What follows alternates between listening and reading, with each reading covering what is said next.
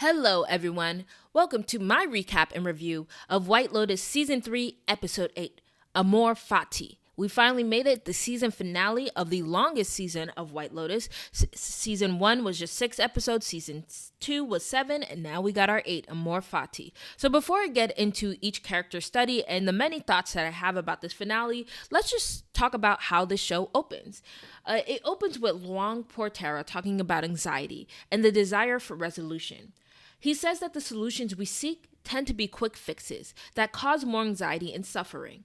And ultimately, there's no resolution to life's questions, and that it's easier just for us to be patient. So let's get into the family that resonates with this line the most, the Ratliffs. Lachlan and Piper return from the monastery, and Piper is clearly upset that Lachlan is insistent on joining Piper at the monastery.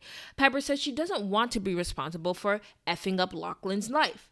I think this is really insightful because it highlights that Piper sees going to the monastery as quote-unquote fucking up her life, implying that she's just doing this to piss off her parents, as opposed to any real desire to have a spiritual awakening. Back at the hotel, Saxon hides the books he's reading because, of course, he's embarrassed that he previously made fun of Piper for reading, but is now reading himself. Victoria asks about the stay, but Piper decides she will tell her mother later, without Lachlan present. At breakfast, Piper breaks down. She complains about the food at the monastery not being organic, and that the room that they live in doesn't have any air conditioning. Victoria is basically experiencing near orgasmic joy about this development. At minimum, Piper is self-aware and acknowledges that she is spoiled because she just can't live like that. Victoria justifies their lifestyle by saying the least they can do is enjoy themselves, and it would be offensive if they didn't live in luxury. So I just find this interesting. I wish that they sprinkled in a bit more about Piper's sort of inability to live an uncomfortable lifestyle. If they say things about how she never wanted to go camping, she never, wanted to go on vacations with her friends because her friends couldn't afford the nice hotels that she was used to. There's a lot to say that, in my opinion, that a lot of rich people actually can enjoy this environment. I think it's really flat to think, and I don't think this is what the show is saying either, but it is flat to think that all wealthy people couldn't live in that monastery. I just think Piper herself doesn't. I think Victoria just had her finger on Piper's pulse and knew exactly what was going to happen the moment that Piper spent 24 hours in that monastery. But for Tim, this is clearly a horrible development because, now he has to add Piper to his list of people who have to die. Again, I think this is really interesting about the family annihilator thing because it's really about Tim preserving in eternity how his family views him. He does not trust that his family can love him when he's not the provider. So instead of seeing that reality out by letting them know what's happening and how that might financially impact them, he decides to end life for everyone. So it's this really selfish decision that, hey, right now everyone thinks I'm the man, everyone thinks I'm the provider, everyone thinks that I am their everything, and I cannot live a life where I see them potentially struggling with the idea that they just can't spend money willy-nilly. And as I've mentioned in my prior episode, I don't really think that the Ratliffs are going to be poor. They're probably going to live off of 200, 300K a year. Victoria probably has assets of her own that's completely unrelated to the business.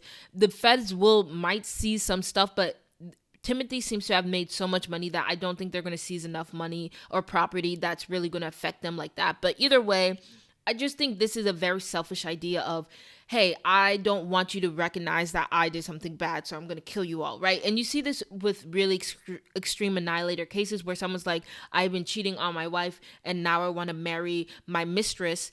Instead of just divorcing your wife and having your children find out that you've been cheating on their mother, you kill them all because then at least the last thing they thought of you was that you were a cool dad. So anyway, Lachlan and Saxon have a confrontation where Saxon tells Lachlan, no one is going to make you a man. You're going to have to do it yourself. Very relevant for the future. Lachlan says explicitly that if they have a problem, ask if they have a problem. And Lachlan explains that weird night where he was pleasuring Saxon as saying that he just saw that Saxon cares about getting off and he didn't like seeing that Saxon was left out on the festivities. And so he wanted to please Saxon and that he's a people pleaser. And while I know that a lot of people actually made this a further ding on Lachlan, I do think this kind of makes sense. It's, first of all, Lachlan was drunk out of his mind and also high. I know people were saying, oh, he spit out his thing, but like there's nothing in the show that truly is trying to depict Lachlan as this evil and villainous person. And I do think he made a mistake that he can't take back, and that is really, really horrible. And maybe describing it as a mistake isn't accurate. It was an assault. But at the end of the day, I don't think the show wants us to perceive Lachlan as this irredeemable person, but I understand why some people would see it that way. Anyway, Saxon just doesn't want to talk about that moment ever again. Tim confirms that Lachlan says he can live without money, and then comes up with a plan to use the poisonous seeds to kill off his family. At dinner, Tim asks a waitress to bring pina colada ingredients to their villa, which comes as a surprise to Victoria. The family is caught off guard, but Lachlan is enthusiastic. Then Tim just tells him, "You can't drink because you're not 21. If only he saw what he was doing during the moon party." At their villa, Rick makes the family pina coladas and toasts to the perfect life. It's clear that Tim, again, wants to preserve that perfect life, even if that means ending their lives altogether.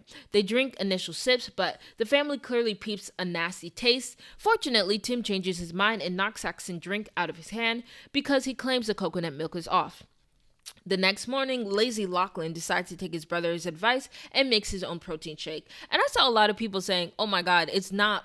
I saw someone saying, "Oh my God, I can't believe we got into Duke and UNC." As somebody who went to an Ivy League, and I promise you, an Ivy League that you would believe is an Ivy League and is one of the top.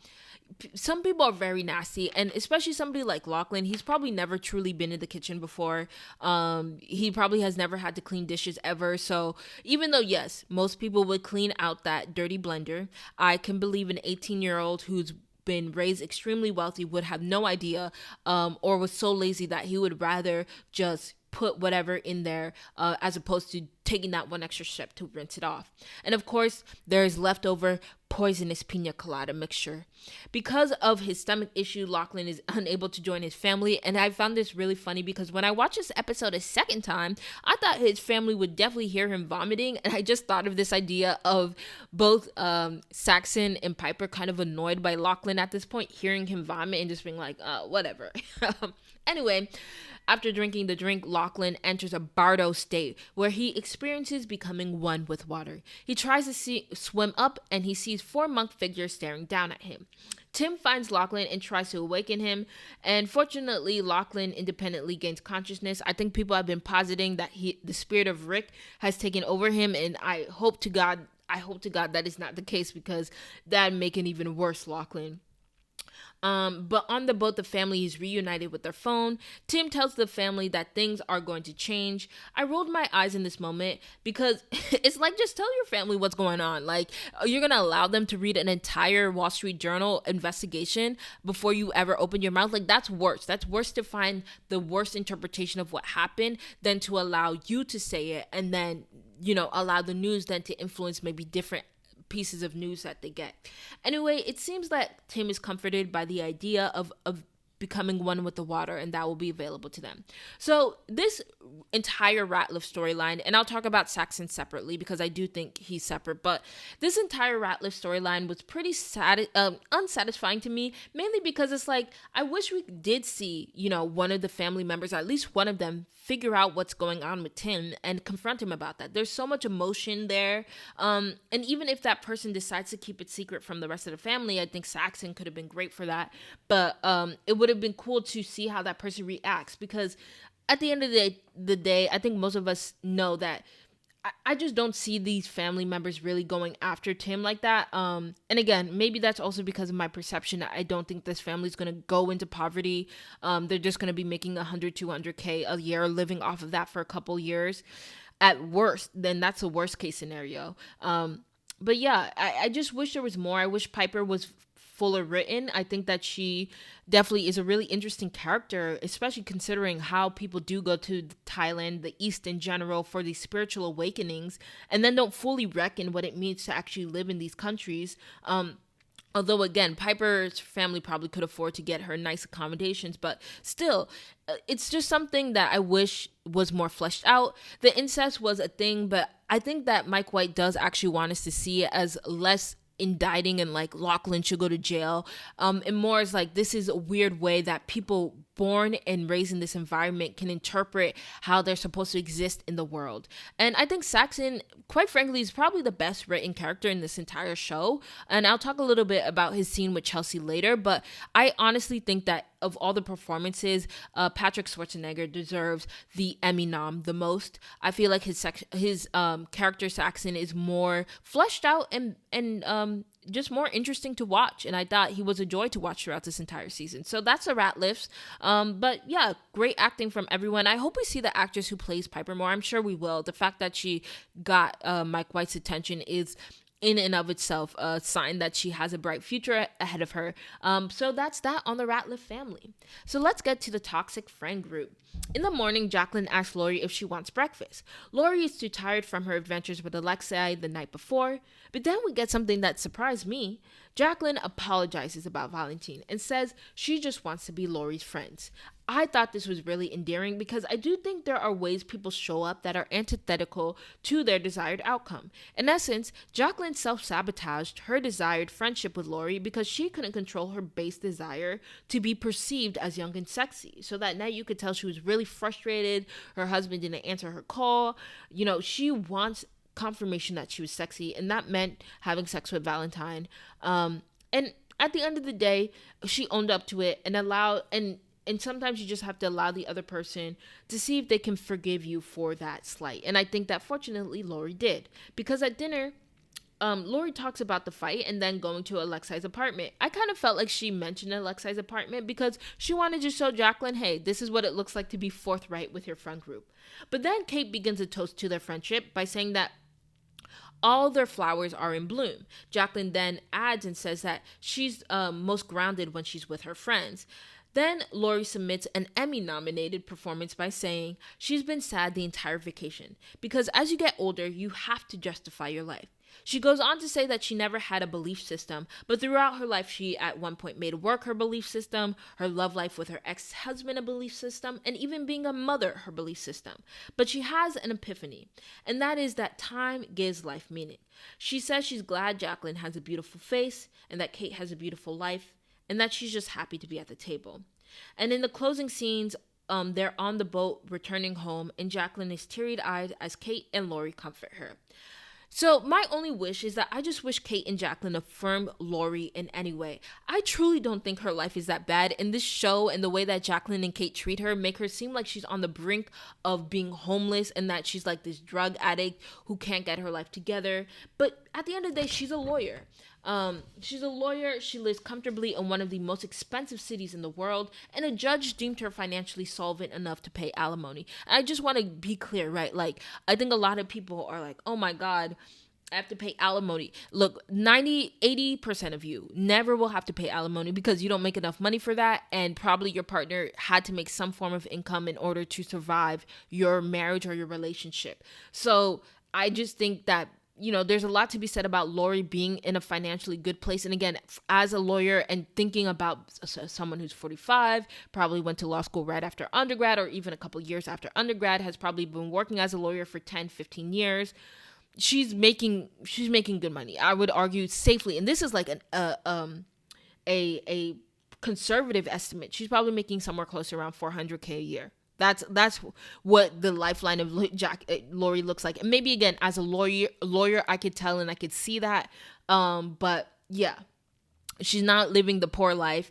And I just wish that her friends were able to say she's not only lucky to be at the table, they are lucky to have her as well. So this was a great group. I think it's cool that they actually were able to reconcile. I thought that Mike White might go full chaos mode with these three, but I think he wanted to show that at the end of the day, life and relationships can be difficult. It's up to us whether or not we want to sit at the table of discomfort or the slight moments of discomfort over the broad life of kind of pretty nice time. And I think that he's basically commenting on this idea that these friends, none of whom live in the same city, can still remain quite copacetic and nice to each other, despite some misgivings and misunderstandings along the way. And it required here, I think, for Lori to be quite forgiving to Jacqueline as well.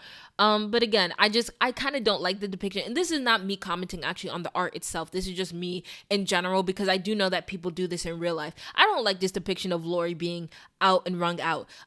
people basically will do this thing where it's like somebody, and they'll do this with pop culture figures as well. It's like somebody won't be a millionaire, they'll make 500K a year, and people will still rag on them, right? It's like they're still living better than 99% of people. I don't think Lori's decisions were so bad that she warrants like hurting herself or being mad at herself for her decisions. Everyone wants love. So many people have ex-husbands, right? Like, that's not a big crazy thing to be in your mid-40s and have an ex-husband. A lot of people have kids that they don't really know and care about, or not that I think Lori cares about her child, but that they don't really understand. And yeah, I just think there's so much to be said about how this friend group is fortunately an example of how people can reconcile together. And I do hope that more people are seeing like empathy for Lori and see that she's not wrung out the way that the show kind of tries to depict her to be. But great group, great acting. Carrie Coon to me is a front runner for Emmy nomination, supporting of course. But we'll have to wait and see. I think the Emmy will be stacked. I'll talk a little bit about my predictions towards the end here. But let's get to the next group, Belinda, Zion, and Pornchai. Belinda's first episode appearance includes her greeting Pornchai at breakfast. Zion offers his services then to negotiate a deal with Greg, since they both agree that 100K isn't enough. So they go to Greg's estate, and Zion plays the role of a business degree douche. Although I think there's some elements of him truly being a douche. But this is the one scene where I'm like, Mike, you needed to get one of your French children to come with you, especially a Black Gen Zer, and just let them review the dialogue to confirm that it aligns with the speech patterns of somebody who's probably 22 years old in 2025, because this dialogue felt outdated even to me. This was like a Gen Xer who wrote as if they knew what a Gen Zer talked like, and it didn't bother me that much, but it just was very funny to see. But I wonder if Gen Zers, especially young black Gen Zers, were like, I've never met somebody like this in my life, because that was the vibe that I was getting. But anyway, Zion does ask for $5 million, justifying it by saying that it's only 1% of Greg's inheritance from Tanya. Belinda looks like she's about to go through an existential crisis and leaves abruptly, only to find out later that it was a ploy to make sure Greg knows that they could be scary as well. At dinner, Zion positively believes Greg will wire Belinda $5 million, and then it is wired to her in the middle of the night. Zion is geeked out knowing that he doesn't have to get a job when he's back in Hawaii. I do have to say, and again, my nitpicky brain does this, but I was just like, why would you wire $5 million directly to someone? The government and the bank are going to flag this. This is why you need to also come up with an idea of a pay schedule for these large lump sum transfers, because the IRS is about to be on her ass about that $5 million, and the taxes on that $5 million is going to be crazy. And then they're going to want a justification. What's that $5 million for? Is Belinda ready for that investigation? I don't think she is. And I know I'm nitpicking, but this, like, immediately when I saw that screenshot of her bank account, I was like, come on, girl. The IRS is about to be on your ass. Not this year, not next year, but 5 years from now. They're going to be like, remember when that one random woman in Hawaii got $5 million? Yeah, let's look into that. Anyway, Belinda plans to leave Thailand as soon as possible. And it's Zion who brings up Pornchai and his business proposition, which I thought was really sweet. Like, Zion is still thinking about Pornchai when he realizes that he's now in a rich family. The next day, Belinda tells Pornchai that she's leaving Thailand, and Thailand brings up the business, but Belinda makes clear she can't commit to anything right now. And I know a lot of people are drawing parallels between Belinda's treatment of Pornchai and Tanya's treatment of Belinda, but quite frankly, I don't think either situation is that serious, and I'm including Tanya and Belinda in this. You see, in Tanya's case, she was being manipulative, but ultimately Belinda had no reason to believe that the clinically unhinged Tanya would follow through on her verbal promise, especially when they knew each other for less than a week. Then we see Tanya, when we see Tanya, when she realized she couldn't follow through, it's not like she just left Belinda high and dry. She apologizes to Belinda and gives Belinda a large cash stack. And in Pornchai's case, again, they knew each other for less than a week, and Pornchai only randomly brought the business idea up with no plans, no location, except to say that he hopes to one day be able to start this business with Belinda. And I'm not saying that people in Belinda's situation aren't allowed to feel hurt, but it is important that they're able to move on from that. All right, let's get to Gaitok and Mook. Gaitok and Mook meet, and Gaitok tells her that he knows who committed the robbery. Mook is excited because this is a chance for him to get a promotion. Valentine confronts Gaitok at being at the fight. Valentine claims he doesn't know the men he was with, clearly peeping that Gaitok can sense that they were the robbers. And at first I thought Mook was the one who told Valentine, but then the conversation just shows that Valentine has sufficient context clues about how Gaitok was talking to suggest that Gaitok is suspicious about Valentine's friends. I wish we explored the dynamic between all the staff. This was just a moment I thought about because it's interesting, because inevitably there must be some form of divide between the native employees and the English-speaking foreigners. And it would have been cool to explore that, but I definitely can see why Mike White was like, nah, that's not for me. I'm a white guy who's lived in America my entire life. That is a dumpster fire I'm not willing to touch. Anyway, Valentine confronts Gaitok again, confirming that he knows Gaitok knows that his friends are the robbers. Valentine pleads with Gaitok because if Gaitok reveals the truth, Valentine and his friends will be deported. And then they're interrupted by Fabian, who asks Valentine to get permission from Jacqueline for a photo the next day with Shritala and Jim. Now later, Mook visits Gaitok, and Gaitok says he's just not meant to be a guard. He wonders what Buddha would do in his situation. Mook warns Gaitok that it will be hard for him to find a job since he will essentially have to start over if he makes a career move. Now, Mook is just a fascinating character, extremely underwritten, but I feel like her whole job is like, Gaitok, I don't think you should do that. I think you should do that. I don't think you should do that. But she was really flip-floppy. It was a bit puzzling to me because I feel like a woman who is like that, who really does care about the ambitions of a potential suitor, is probably going to cut someone off the moment that it seems like they can be insecure about their position in the world. Because in order to have any ambitions, so in order to improve your life status, you're going to have to be very secure about that. And Gaitok isn't just insecure about like making the next move, he's insecure about having a job, point blank, period. But her character was just so fascinating to me in that moment because I literally was looking at my screen like, what is going on? Like, I don't get Mook, but I don't think we're supposed to. Anyway, the next day, Gaitok tells Pilek that he might not be right for the job. Pilek interrupts Gaitok and says, let's take some time, consider it further. And of course, Gaitok has the perfect opportunity to prove that he's in fact right for the job. He hears gunshots, retrieves the gun, and then shoots Rick after intense direction from Shritala. She was like, shoot him. She was very intense with that. Of course, Gaitok's shots are perfect and Rick goes down. Gaitok ends up becoming Shritala's personal bodyguard because of course the two other ones died. And he gets one singular hug from Mook. I don't know why he's still entertaining Mook, but he has become what Mook wants, so it makes sense that they're together. And then also just a comment on other staff. We do get a closing scene of Valentine and his friends unharmed with a robbery. I do think that this is clearly the weakest staff weakest staff ensemble within the entire universe of the White Lotus. Season 2 was phenomenal. Season 1, I think, probably had the strongest staff cast. But yeah, I wish this were a bit stronger. I wish we knew the characters a bit more. And I just wish, even with this very simple storyline with Mook and Gaitok, that they kind of pinpointed what Mook wanted and that she felt more like a human being in the sense that, again, a person like Mook who is all about ambition and all about wanting her potential man to be ambitious is not going to entertain Gaitok, even when he does get promoted. Because it's like, well, you might feel one day that you're not right for that job either. I don't know. Their whole relationship kind of didn't make sense for me. And this episode in particular made Mook even more confusing.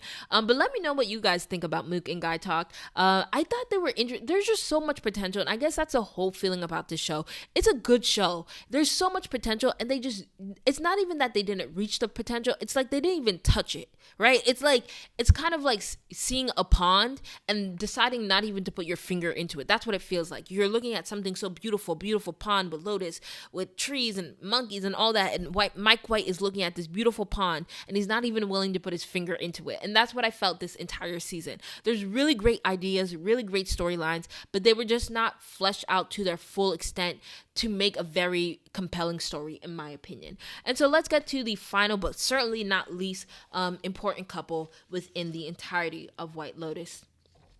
So, Rick starts his day off in Frank's hotel room, where Frank is performing Black Bamba for the girls. Frank does a little hotel parkour to catch Rick before he goes down the elevator. Frank insists on Rick staying, but Rick says that he has to return to his beloved Lady Chelsea. Again, it's just wild to me that he thought going back to the hotel that was owned by the man that he just assaulted and coerced to get into his house was a good idea. Not a good idea, but I could see why he would do it. Not really. I mean, I guess for Chelsea. Either way, Rick and Chelsea reunite and they have this loving connection, which brings Saxon a really deep sadness that is very memorable and also reminds me of season 2, Megan Fady playing as Daphne and how she was looking at Ethan when they were having that conversation. So Saxon looks like he's really transformed when he sees the connection that he could potentially have one day with somebody like Rick and Chelsea, even though, again, Rick and Chelsea's love is very, very, very toxic. At dinner, Chelsea tells Rick about the episode's namesake, Amor Fati. Amor Fati means embracing fate, whether good or bad. In Chelsea's mind, that means that if a bad thing happens to Rick, it happens to her. And Chelsea is then surprised that it's Rick's plan to be with Chelsea forever. And she starts getting teary-eyed. And I think this is the first time she realized that he actually wants to marry her or envisions a life with her. Again, girl, raise your standards. But here she is. Anyway, Jim Hollinger confronts Rick at breakfast and tells him to leave. And at this moment, I'm like, yeah, that's the right thing to do. And he should have insisted on Rick leaving despite the fact that the boat was coming soon. You wait outside of our property and then you leave and then you could take the boat. He says that Rick's father was no saint and that he didn't miss out on much. And this, of course, makes Rick irate, but he is stopped when Jim reveals that he has a gun on him. In reality, again, Jim would have insisted on Rick's exit because Rick is clearly a danger to others. His response of orchestrating this whole thing to get to Jim's house and then to convince him that there's going to be a movie with his wife, it's just a lot for someone to do simply in the desire to talk to someone or kill someone. And even just the thought process of I'm bringing a gun to this encounter so I could potentially kill someone. Again, all very extreme. And I will say I had to suspend belief a lot of bit with this storyline. Rick is absolutely gutted and says that Jim took his whole life. He decides that he needs to see Amrita to control his emotions, so at least he grew in that way. He knows where to go to get his emotions under control. And the scene's a bit rushed, but it does look like Jim's bodyguards are supposed to be on the lookout for Rick. Rick does find Amrita, but she's taking Zion to his session. Amrita asks Rick to wait until after her session with Zion, and Homie couldn't even wait for that 1 hour. Rick sees Jim and Shritala taking a photo with Jacqueline Lemon. Overwhelmed, Rick approaches Jim, but not before Chelsea finds him. He warns her to leave, and then he takes Jim guns and shoots Jim in the chest. Shritala then tells Rick that Jim is his father. And yeah, that was a moment, I saw it coming. I thought it was cool. I just wish we could have sat with that more. But of course, we didn't have time to because Jim's security then starts shooting at Rick. Now, this is a moment, again, that I was like, okay. Rick then gathers Chelsea before he makes a runaway. In this situation, if someone is shooting at you and you're concerned for somebody else's safety, someone that you claim to love, you run in the opposite direction of that person and you tell that person to stay away. Him taking her hand, this is not a Marvel movie. Leave her alone. If you wanted her to be in safety, you would have just left her in that spot and ran the exact opposite direction and where she's coming from. And usually most people hopefully aren't going to run into bullets, although it's Chelsea. She probably would have ran into bullets for Rick. Oh, girl, why? But yeah, anyway, they get a shootout and Rick is able to disarm and kill 2 of the guards, but as you all know, Chelsea also ends up getting shot. Rick is distraught as he seeks help for Chelsea, but then he's shot by Gaitok. The closing shot is of Chelsea and Rick in the water, like the yin and yang sign. Rick faces up, showing that his pain overwon Chelsea's hope. And so for this storyline, I just wish we got more about Rick's life to understand why somebody at 50 years old would be so fixated on his father and his father's murderer. What about his current life is affected by his father's absence? He has a loving partner. He's at least able to put down a credit card to get a nice room at White Lotus, which me personalmente probably couldn't. And I doubt it's a perfect life, but everything bad in Rick's life comes really from his attitude. And in general, it just seems like Rick is an insane person, and I feel like the show doesn't confront that. I feel like the show wants us to believe that it makes sense that Rick would want to go kill his father's killer, but that doesn't make sense to anybody, even especially when you were told at 10 years old this news. It'd be one thing if his mother died like last year or 2 years ago and he's still hot off this realization that there's this man out there that killed his dad, but that's not the case. I don't know, and maybe I'm callous. Tell me if I'm callous. I probably come off callous in this review, but that's just my thoughts. I do believe that this is ultimately the weakest season of White Lotus. There was, again, really promising storylines. I just don't think they reached their full potential because it felt like the emotional difficulty or even the realism difficulty in terms of like, what was Tim's crimes? What was he accused of? What were the amount of, how long would he spend in jail? I think we did get the lawyer saying a couple of months, but still there was so much to think about in terms of allowing these characters to be more fleshed out so that way we could be more invested in what ends up happening to them.